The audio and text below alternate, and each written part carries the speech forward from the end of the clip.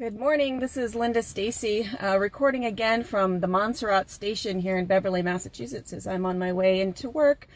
And I promised that I would talk a little bit more about my workshop and the components of what I teach and what I talk about in my book as well. Again, Linda Stacy, my company is LivingBluPrints, and I've been talking about having more time for fun in your life, but maybe not just more time for fun, but more time for the things that you have to do and the things you want to do, and enrichment and practices and routines and other things you'd like to bring into your life, make more space for.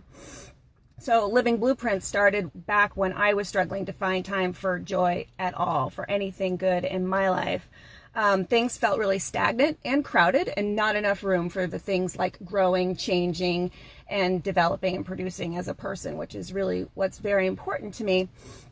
So I studied all these systems, and over time extracted the key components that kind of made up a really cool life. Started small, got better, and now I teach about it and I coach about it in workshops. So I thought I would talk a little bit more about the actual components of the workshop, a combination of a couple of things. So I do have a live workshop coming up, but this is also what I would bring into a company, or what I talk about in my book. The workshop is extremely interactive and hands-on. I'm all about participant-centered everything, and it really creates an environment for discovery, for self-discovery, and you can learn a lot from your peers, but you don't have to talk if you don't want to, and you have time in your own head. It's 3 hours or so, and you get a workbook, and then there's a bunch of components we go through, and it's a combination of two things. One is systematizing anything that you can, or creating routines around things in order to conserve and preserve energy and time, because that's what is really our most precious commodity, those two things. And the other thing is really deciding what you want, and what you want might not be, I want 3 months off to write my book and to make cupcakes. A little bit more realistic. I want to be energized when I get home. I want to appreciate my employer and my husband, and just have a more optimistic attitude. At least that's where mine all started. So I go through 4 main modules in these sessions, and the first one is all about sorting and honing. So we go through a major brainstorming process. We really get to the nitty-gritty, everything that you're responsible for, all the to-dos, the want-to-dos, just making all these lists. And sometimes we do it, though, via mind map. It depends on how your brain works. There's lots of ways to do this. The result usually is some amount of relief when people see all of this laid out. People might be overwhelmed, too, but usually when you get rid of some of those black holes in the back of your head, you actually feel a little bit better. Then after the sorting and honing, we go into kind of a deciding, and this is where you might be thinking about life goals, but you might just be thinking about, I just want to feel better at the end of the day. It could be macro, it can be micro. You just think about some basic things that you want for your life. Then we talk about boundaries and the limits of resources. And the resources that I talk about are energy and time mostly, but also money. If I could, bill out all of my chores, that might be helpful, but I don't really have the money to do that.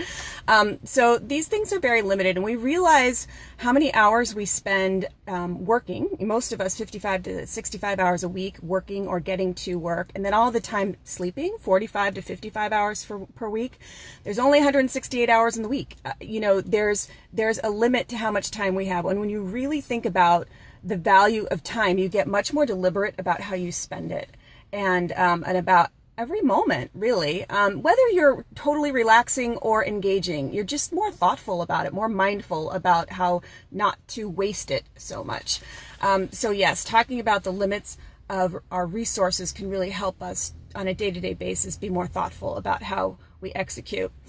The last part is planning and executing. We really talk about how things are going to work on a day-to-day basis going forward straight out of the workshop, but also over time if you have a project, how to break it down, whether it's a home project, a work project, any of these things, really having something tangible that you can take with you and begin to implement right away. And it might be very small. It might just be the beginning, or it might be something quite large. It's all very exciting to me, of course. I love this stuff.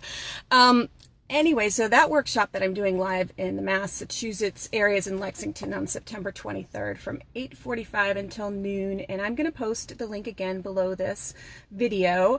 I also can bring this workshop to places, and I talk about it in my book, and at some point I will bring it online also.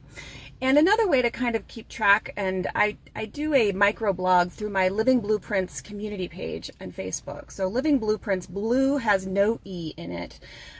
You can find that page and ask to be invited, and I will let you in. And I write almost every day about the things that help me execute on a day-to-day, such that I'm living according to those bigger things that I've decided for myself in step number 2.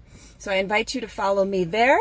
And I'm also going to be, in the course of the next week or so, be doing some more video on ways to find more time.